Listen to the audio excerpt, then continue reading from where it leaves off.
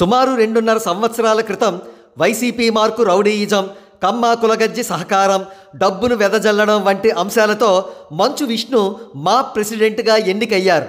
అయితే పేరుకే ఆయన మా ప్రెసిడెంట్ అయినప్పటికీ ఆయన ఇంట్లో పనిచేసే కుక్, ఆయన పెంచుకునే కుక్క ఎవ్వరు కూడా ఆయనను పట్టించుకునే పరిస్థితి లేదని అంటూ ఉంటారు.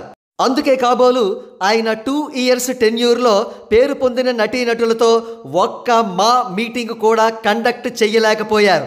మరో ప్రక్క మాకు కొత్త బిల్డింగు కట్టించి ఇస్తానన్న ఎలక్షన్ ప్రామిస్ను బ్రేక్ చేశారు మంచు విష్ణు.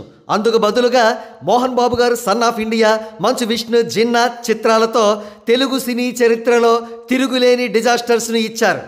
కాగా మా అధ్యక్షుడిగా మంచు విష్ణు 2 సంవత్సరాల పదవీకాలం అక్టోబర్ 2023వ సంవత్సరంలో పూర్తయింది. గత 6 నెలలుగా ఎలక్షన్స్ లేవు.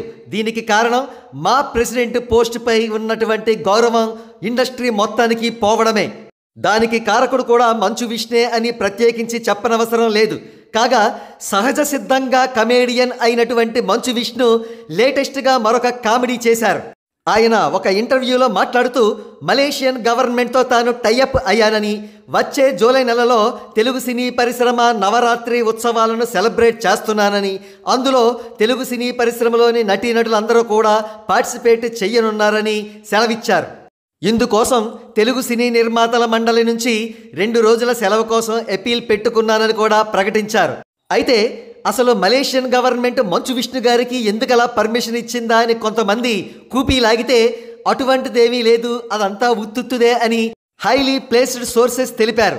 మరి మంచు విష్ణు గారేంటి అలా మాట్లాడారు అని వారిని అడగగా, నిజ జీవితంలో తాను చెయ్యలేని గొప్ప పనులను ఊహించుకుంటూ ఆ ఊహాలోకంలోని ప్రపంచాన్ని ఇంటర్వ్యూలలో బయటకు తీసుకొస్తూ ఉంటారు.